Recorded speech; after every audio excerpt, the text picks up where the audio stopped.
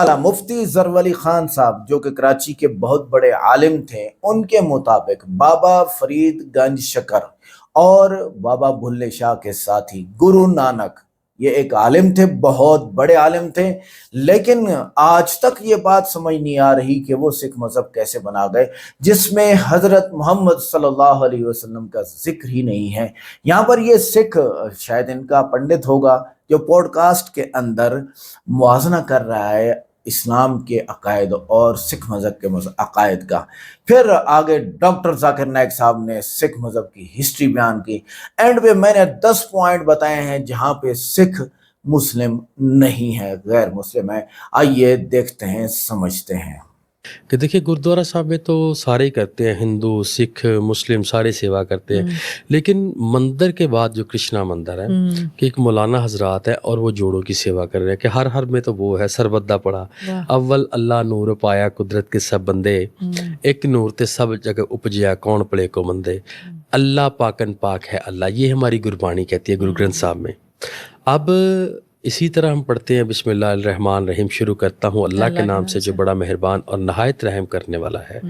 हम पढ़ते हैं एक ओंकार, अल्लाह एक है, सतनाम सच्चे नाम वाला, करता पुरख करने वाला जिसने पूरी दुनिया बनाई है, सृष्टि बनाई है, निर्भव निर्वैर, बैर नहीं है, वो अकाल पुरख एक है, उसका बेटा कोई अजूनी से बांगर प्रसाद, वो बच्चों में नहीं है, वो बड़ों में नहीं है, वो कब्रों में नहीं है, वो बुतों में नहीं है, वो तस्वीरों में नहीं है, वो वाहद ला शरीक है, उनका शरीक नहीं है, उनका बेटा नहीं है, उनकी बेटी नहीं है, उनकी शक्ल नहीं है।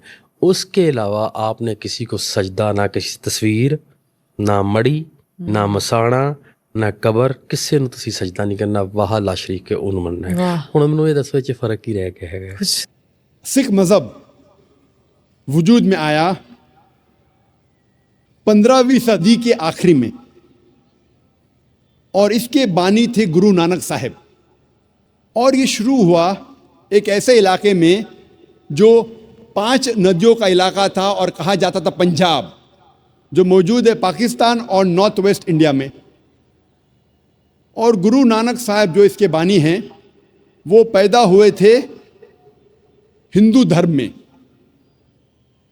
और उनका कास्ट था क्षत्रिय कास्ट, जिसे कहते हैं वॉरियर कास्ट। और गुरु नानक काफी मुतासिर थे मुसलमानों से। ये सिख मजहब तादाद में दुनिया में 6 नंबर पे आता है और कई विद्वान कहते हैं कि ये सिखिज्म, सिख मजहब एक हिंदू मजहब की शाख है। और सिखिज्म, सिख मजहब आता है लफ्ज शिष्या से, जिसके मानी है स्टूडेंट, फॉलोअर, डिसाइपल, जिसके मानी है तालिब, जिसके मानी है मानने वाला। और ये सिख मजहब 10 गुरुओं का मजहब है। सबसे पहले गुरु जो बानी है गुरु नानक साहब और 10वें गुरु है गुरु गोबिंद साहब। और इस मजहब की किताब को कहते हैं आदि ग्रंथ या गुरु ग्रंथ साहिब। सिख मजहब 5 क की बुनियाद पे है। सबसे पहला क है केश, अनकट हेयर, बाल नहीं काटना चाहिए। दूसरा क है कंगा, यानी कंगी, जिससे बाल साफ किया जा सकता है। तीसरा क है कड़ा, मेटल ब्रेसलेट, मेटल का कड़ा। चौथा का है किरपान, डैगर, चाकू, जो अपनी हिफाजत की रखना चाहिए। और 5वां क है कचा, जिसे कहते लॉन्ग अंडरड्रॉ। ये 5 क हर सिख को इसका पालन करना चाहिए।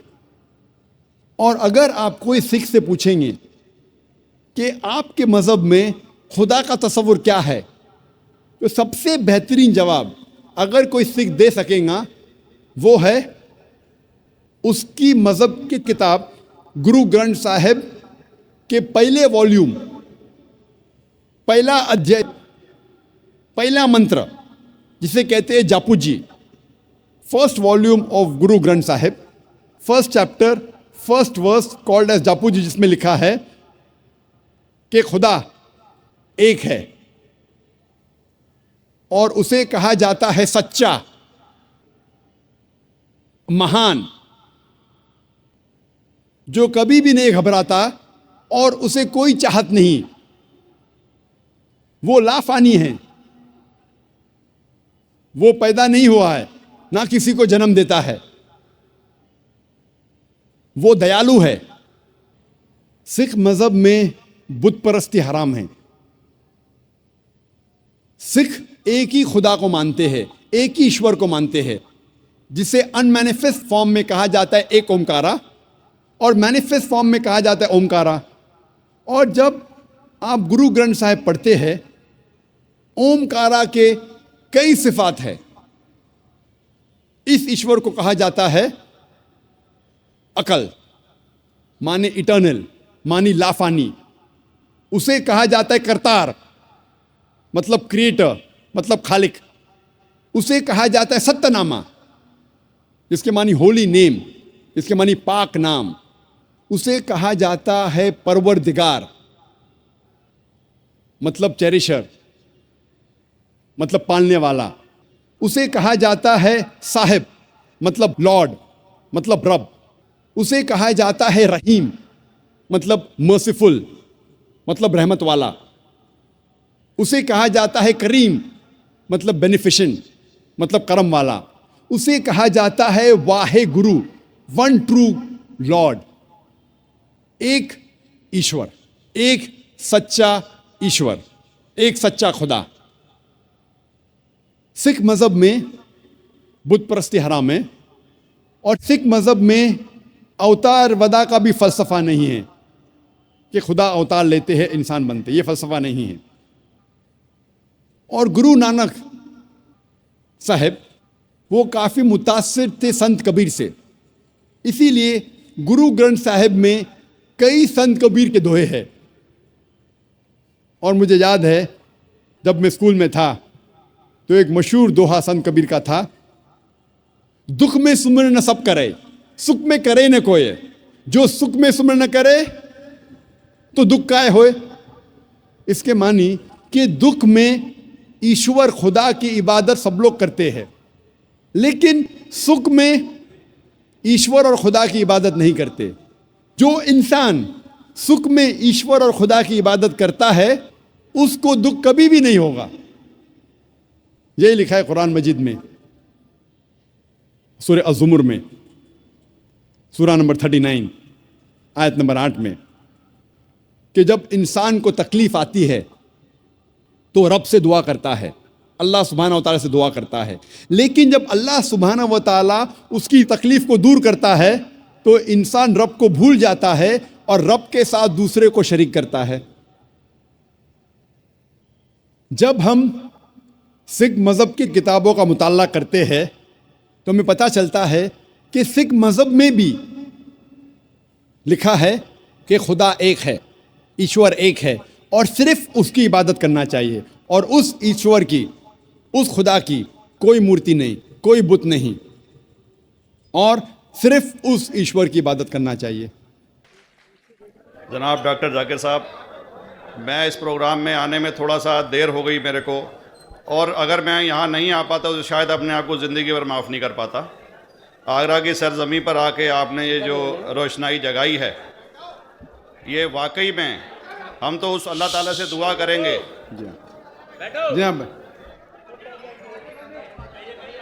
अल्लाह ताला से दुआ करेंगे कि आप जैसे 10-20 और नेक दिल और इतने पढ़े लिखे, इतने इंटेलेक्चुअल आदमी और पैदा करें, जिससे कि जाके आप भारत का कोना कोना, देश का कोना कोना रोशन करें।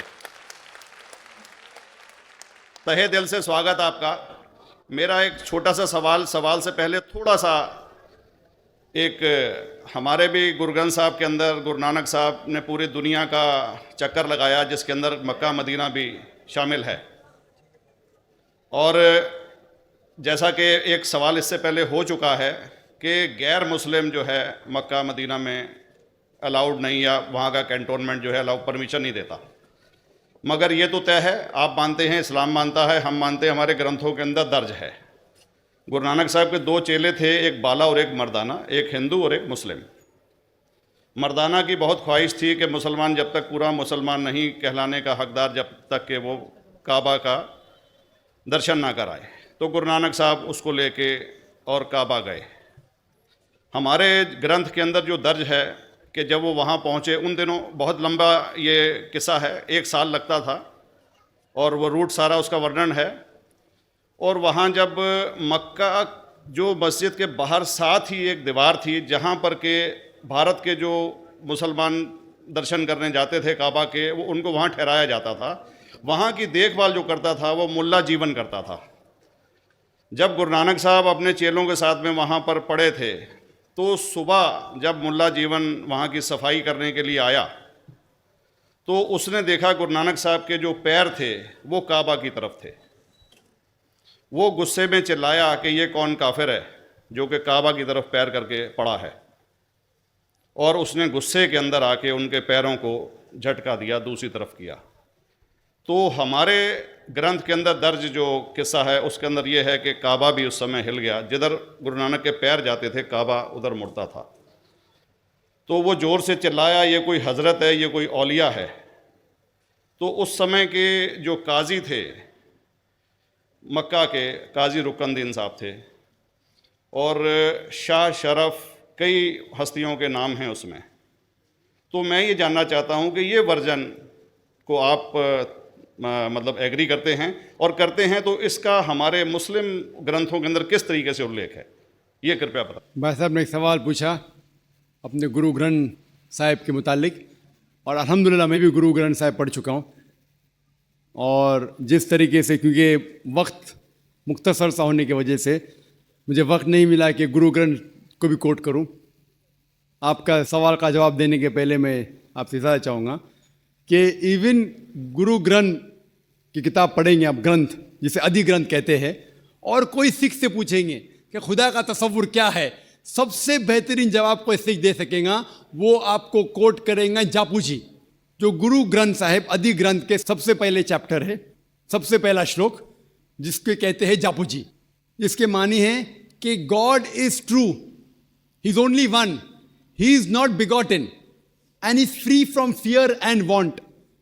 क्योंकि मैंने अंग्रेजी में पढ़ा हूं इसलिए मैं अंग्रेजी में उसे कह रहा हूं कि खुदा एक ही है, वो हक है, और वो ना किसी को जना है ना किसी को जनेगा, और वो इमॉर्टल है, ना कभी मर सकता है। और इसको सिखिज्म में जो खुदा को कहते हैं Omkara, in manifest form he is Omkara, and unmanifest form he is एक ओमकारा। और कई इसके एट्रीब्यूट्स है, मिसाल के तौर पे परवरदिगार, अकल, और उसे रहीम कहा गया है, Wahe Guru as one God कहा गया है, और it is strictly against idol worship and अवतारवादा। भाई साहब का सवाल था कि उनने ग्रंथ में पढ़ा कि गुरु नानक साहब मक्का के, और उनका पैर काबा की तरफ था, और कोई मौलवी ने पैर को हिलाए और काबा हिल गया। क्योंकि ये age of science and technology है, अगर कोई चीज़ जो किताब हजारों साल पहले लिखी गई है, 10,000 साल या 4,000 साल, तो शायद उसके बारे में हिस्टोरिकल रिकॉर्ड मिलना मुश्किल है। हालांकि इवन जीसस क्राइस्ट के बारे में 2000 साल हिस्टोरिकल रिकॉर्ड है। क्योंकि सिखिज्म जो एकदम नया मज़हब है, जितने मज़ाहिब के मुकाबले हिंदुस्तान में नया है, कुछ सैकड़ों साल पहले 15th सेंचुरी में, toward the end of the 15th century, Guru Nanak साहब जो पंजाब के थे, ये मज़हब जो कायम हुआ, हार्डली 400-500 या 400-500 साल। और अगर ये मान लो, सपोज मिसाल के तौर पे मान लो, मैं क्यों कह रहा हूं कि मैं नहीं चाहता हूं किसी को बुरा लगे, मान लो ये सच है, मान लो अगर 400-500 साल पहले अगर ये होता था कि काबा इधर से उधर हिल जाता था, तो हिस्टोरिकल रिकॉर्ड में बिल्कुल लिखा होता था। और कई हिस्टोरिकल रिकॉर्ड में ये नहीं कि काबा हिला इधर उधर, कई हिस्टोरिकल रिकॉर्ड आप देखेंगे। हिस्ट्री इतनी अल्हम्दुलिल्लाह 800-900 साल पहले, 1000 साल पहले जो मुगल ने किए, बिल्कुल लिखा हुआ हिस्टोरिकल रिकॉर्ड में। तो ये कहना कि गुरु नानक साहब वहाँ गए और काबा हिल गया, ये बिल्कुल साइंस के खिलाफ है, क्योंकि साइंस में कोई भी रिकॉर्ड नहीं है वहाँ के देश के रिकॉर्ड में कहीं भी नहीं कि काबा हिला। तो इसलिए हम कहते हैं कि हो सकता है ये गलती से किसने लिखा होगा, न कई किस्से कहानी। ये मैं तस्लीम करता हूँ कि गुरु ग्रंथ साहिब में कई चीज़ें सही है, हक की बात है, लेकिन ये तस्लीम करना कि काबा हिल गया, ये बिल्कुल साइंस के भी खिलाफ है, साइंस के खिलाफ है, और इस्लाम में भी ये नहीं है। लेकिन ये कहना कि कोई गैर मुस्लिम जा सकता है, मुमकिन है, चुपके से कोई गया तो हो सकता है। वो भी जवाब जी, सत श्री अकाल, अस्सलाम वालेकुम। मेरा डॉक्टर साहब से एक छोटा सा सवाल है कि जन्नत में जाने के लिए मुसलमान होना ज़रूरी है या मुसलमान ही जन्नत में जा सकते हैं? भाई साहब का सवाल है कि जन्नत में जाने के लिए मुसलमान होना ज़रूरी है, सिर्फ मुसलमान जन्नत में जाएंगे? सिर्फ अपने आप को मुसलमान बोलना जन्नत में जाने के लिए काफ़ी नहीं है। जिस तरीके से मैंने मेरे तकरीर में कहा, जन्नत में जाने के लिए 4 चीज़ की ज़रूरत है। सूरह अल असर, सूरा नंबर 103, आयत नंबर 1, 2, 3, अल्लाह ताला फरमाते वल अस्र इन्नल इंसान लफी खुस्र। अल्लाह ताला वक्त की कसम खाते और कहते हैं कि इंसान खसारे में है। सिर्फ वो लोग बच जाएंगे जो लोग के पास ये 4 चीजें। नंबर 1 ईमान। तो सिर्फ मुसलमान बोलना जरूरी नहीं है और मुसलमान बोलना काफी नहीं है, आपके पास नंबर 1 होना चाहिए ईमान। अगर आपके पास ईमान है कि अल्लाह एक है और अल्लाह के आखिरी नबी मोहम्मद सल्लल्लाहु अलैहि वसल्लम हैं और बाकी चीज पे ईमान है, ये एक पॉइंट पूरा होता है। नंबर 2 अच्छे अमाल, अमल सालिहात। नंबर 3 वतवासौ बिल हक, लोगों को हक की तरफ बुलाना। और नंबर 4 वतवासौ बिस्सब्र, लोगों को सब्र की तरफ बुलाना। तो इस आयत से हमें पता लगता है कि जो आदमी, जो इंसान अल्लाह के अलावा दूसरे और की इबादत करता है वो गलत है, वो जन्नत में कभी भी नहीं जाएंगे। और ये सारे किताबों में लिखा है, सारी मजहबी किताबों में, चाहे बाइबल हो, ओल्ड टेस्टामेंट हो, न्यू टेस्टामेंट हो, धम्मा पढ़ हो, बुद्धिस्ट की किताब हो, वेद हो, सारे में लिखे है। अगर आप पढ़ेंगे गुरु ग्रंथ साहिब, गुरु ग्रंथ साहिब अब पढ़ेंगे, उसके अंदर सबसे पहला वॉल्यूम, सबसे पहला जिल्द, सबसे पहला चैप्टर, सबसे पहला वर्ष को कहते हैं जापू जी, उसे कहते हैं जापू जी। उसमें लिखा है कि खुदा एक है, ना उस खुदा की शुरुआत है ना अंत है। वो खालिक है, वो मालिक है और उसके जैसा कोई ही नहीं है। अगर आप देखेंगे ये मिलता जुलता है सूरह इखलास के साथ। आप अगर सिख की किताब पढ़ेंगे उसमें लिखा है 2 किस्म, ओमकारा, एक ओमकारा, ईश्वर का मैनिफेस्ट फॉर्म, अनमैनिफेस्ट फॉर्म। हाँ कि नहीं? हाँ कि नहीं? तो अगर आप पढ़ेंगे और देखेंगे कि खुदा के कई नाम हैं, राइट, कहा जाता है सत्तनामा, होली नेम, परवरदिगार। जी, परवरदिगार भी एक नाम है आपकी किताब में, हाँ कि नहीं? परवरदिगार, जी, जी। सत्तनामा, खालिक, मिलता जुलता है, राइट, वाहे गुरु। आए गुरु। लेकिन अगर आप अमल करेंगे, अगर आप शिर्क नहीं करेंगे, अल्लाह के अलावा किसी और की इबादत नहीं करेंगे, अगर आपके किताब में अक्सर ये बात होता है कि जो अपनी मजहबी किताब में लिखा है अक्सर लोग उस पर अमल नहीं करते, और ये बात मुसलमानों में भी है। मुसलमानों की किताब में लिखा है शिर्क मत करो, फिर भी हम देखेंगे कुछ मुसलमान शिर्क करते हैं। तो अगर कुरान में लिखा है शिर्क मत करो और आप शिर्क करेंगे और कहेंगे मैं मुसलमान हूं तो जन्नत में नहीं जाएंगे। आप समझ रहे भाई साहब? तो इसी तरीके से आप अगर शिर्क नहीं कहेंगे, अल्लाह के अलावा किसी और की इबादत नहीं करेंगे और आखिरी पैगंबर रसूलुल्लाह सल्लल्लाहु अलैहि वसल्लम मोहम्मद सल्लल्लाहु अलैहि वसल्लम में मानेंगे, अच्छे अमाल करेंगे और लोग को हक की तरफ बुलाएंगे और लोग को सब्र की तरफ बुलाएंगे, तो आप भी जन्नत जाएंगे। Right. Hope that answers the question भाई साहब। Thank you, thank you. तो नाज़रीन गिरामी, ये थी आज की इंटरेस्टिंग वीडियो जिसमें डॉक्टर जाकिर नायक साहब ने तो इनफ कर दिया, उसको तो हम कहते ही हैं। शुरू में जो पॉडकास्ट में मूंछों वाली सरकार है, सिख मजहब का कोई हो सकते हैं पंडित वगैरह, तो पहले ही रास्ता अलग हो गया। क्या हो गया अलग?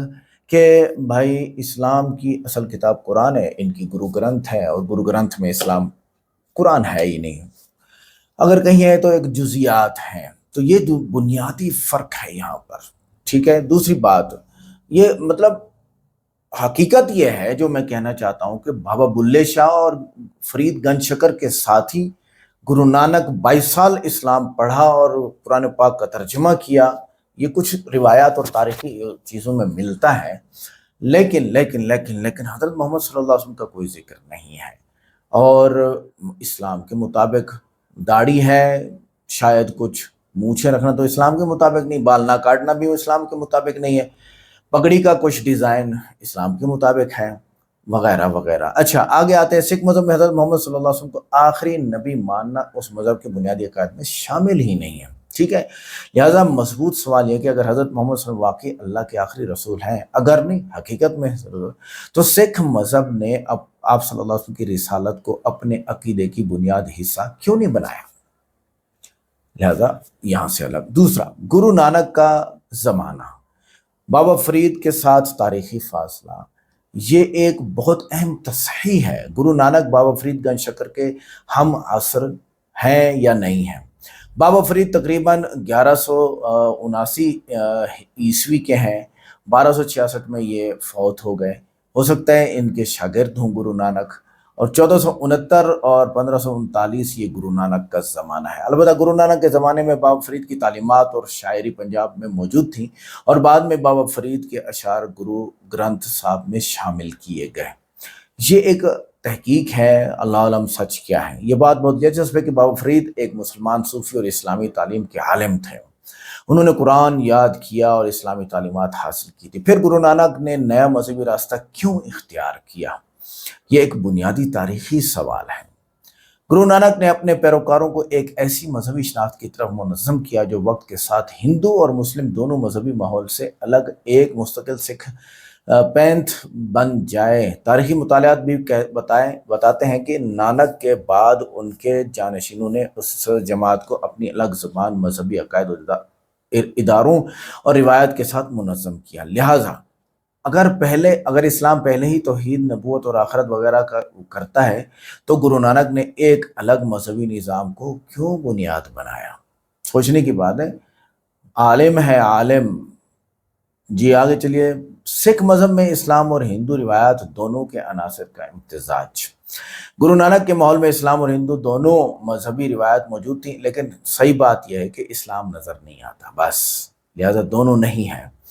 एक तरफ इस्लाम की तौहीद की जुज़ियात हैं, मुकम्मल तौहीद नहीं, और दूसरी तरफ हिंदुस्तानी भक्ति रिवायात दोनों मौजूद थी। तो सिख मज़हब ने इन दोनों से मुख्तलिफ तीसरा मजहबी निज़ाम क्यों तश्कील दिया? फिर सोचने की बात है। यानी आप इस्लाम का नाम भी ले रहे हो, इस्लाम है भी नहीं। अच्छा, छठी बात, गुरु नानक की तबलीग और करोड़ों पैरोकार कैसे होगा भाई? गुरु नानक ने वसी सफ़र किए, पूरी तबलीग की और उनके बाद आने वालों ने गुरुओं को 10 गुरु का मजहब है ना, इस जमात को मज़ीद मुनज़्ज़म किया। बाद के ज़माने में सिख बिरादरी एक बड़ी आलमी मजहबी जमात बन गई इस्लाम के बगैर। अच्छा, किसी मजहब के पैरोकारों की तादाद इसके अकीदे के हक और बातिल होने की दलील नहीं है, वरना दुनिया के मुख्तलिफ बड़े मज़ाहिब व कसरत वगैरह और वो कैसे हक पर हो सकते हैं। सिख मजहब में तौहीद इस्लाम से मुमासलत भी है और बुनियादी फ़र्क भी। देखे ना, सिख मजहब एक खुदा पर ईमान रखता है और खुदा को बेसूरत वाहिद व कादिर मुतलक मानता है। इस लिहाज से इस्लाम के साथ वाज़ेह मुमासलत मौजूद है, लेकिन कहीं अगर होगी ऐसी बात जहाँ पे वो शिरक होगा तो हम वाज़ेह बोलेंगे। लेकिन इस्लाम में तौहीद सिर्फ एक खुदा मानने का नाम नहीं है। हाँ, इसके साथ अल्लाह की ज़ात और सिफ़ात, नबूवत, वही, आखिरत और शरीयत का मुकम्मल निज़ाम है। आप अल्लाह को मानते हो, अल्लाह की नहीं मानते हो, और अल्लाह की मानोगे तो आप फलाह पाओगे, और अल्लाह की मानना उसके रसूल को मानना है। अल्हम्दुलिल्लाह। बुत परस्ती के बारे में सिख मज़हब का मौक़िफ़ मैं आपके सामने रखता जाऊँ। वजह सिख अक़ीदे में बुत परस्ती ममनू है। सिख मजहबी मसादिर भी वाज़े करते हैं कि खुदा की मूर्ति या तस्वीर की इबादत नहीं की जा सकती। ये एक अच्छा पॉइंट है, जिसका ये मतलब नहीं है कि सिख बख्शे जाएंगे। अच्छा, आगे गुरु नानक का मक्का और काबा वाला वाक़या, इस बारे में आते हैं। जन्म साखी एक किताब है इनकी, जैसे हमारी हिस्ट्री की बुक्स होती हैं इस्लाम में। जन्म साखी ये ग्रंथ नहीं है। ओके, अच्छा, वाक़या मौजूद है कि गुरु नानक मक्का में काबा की तरफ पाँव किए हुए थे। एक हाजी ने एतराज़ किया, फिर रिवायत के मुताबिक पाँव दूसरी तरफ किए गए तो काबा भी उसी तरफ घूमता दिखाई दिया, जिसको हम मानने के लिए तैयार नहीं है। क्यों नहीं मानते? मक्का की हिस्ट्री टोटली लिखी जाती है। जितने भी बड़े लोग वहां पर कारनामे दिखाए, जिन्होंने दिखाए, इमाम अबू हनीफा रहमतुल्लाह, इमाम मालिक, इमाम अहमद बिन हम्बल, इमाम शाफई, बाद वाले सलाहुद्दीन अय्यूबी और नूरुद्दीन जंगी रहमतुल्लाह अलैहि, और बहुत बड़ी बड़ी हस्तियां हैं जिन्होंने वहाँ कारनामे दिखाए हैं। सबकी हिस्ट्री मौजूद है। अगर गुरु नानक का ये कारनामा होता कि जिस तरफ पैर गया उस तरफ काबा आया, तो ये झूठ है, क्योंकि हिस्ट्री में, हमारी हिस्ट्री में नहीं लिखा हुआ। तुम्हारी हिस्ट्री में भी ग्रंथ में होता तो शायद तो जन्म साखी में लिखा हुआ है। अब मुझे गुरु ग्रंथ साहब का उनका नंबर दिखा दें जहां काबा के घूमने का ये वाक़या लिखा हो। अच्छा, ये भी एक वो है, जन्म साखी दिखाओ जरा हमें जहां लिखा हो। ओ भाई, सीना दर शरीर और ज़बान दर ज़बान लोग बयान करते चले आ रहे हैं और आप इन बातों को यकीन कर लेते हैं। कितनी बड़ी गलती है ये। तो बात यही है, मसला ही यही है। अच्छा जी, ये शायद आपके पूरे मुआज़ने का सबसे बुनियादी सवाल है। क्या है सबसे बड़ा इस्लामी तकाबुली सवाल? अगर ये अल्लाह की तरफ से नया पैगाम था तो मोहम्मद सल्लल्लाहु अलैहि वसल्लम के बाद क्यों? कितने 100 साल बाद? 1400, 1500 साल नहीं, 700-800 साल बाद। ठीक है, इस्लाम के मुताबिक हज़रत मोहम्मद सल्लल्लाहु अलैहि वसल्लम खातमुन नबीयीन है। आप सल्लल्लाहु अलैहि वसल्लम के बाद किसी नए नबी या नई आसमानी शरीयत की ज़रूरत ही नहीं है। आज की वीडियो कैसी लगी? वीडियो को लाइक करें, चैनल को सब्सक्राइब करें, वीडियो को व्हाट्सएप पे जरूर शेयर करें, कमेंट करके बताइएगा वीडियो कैसी लगी। मिलते हैं नेक्स्ट वीडियो में। अस्सलाम वालेकुम।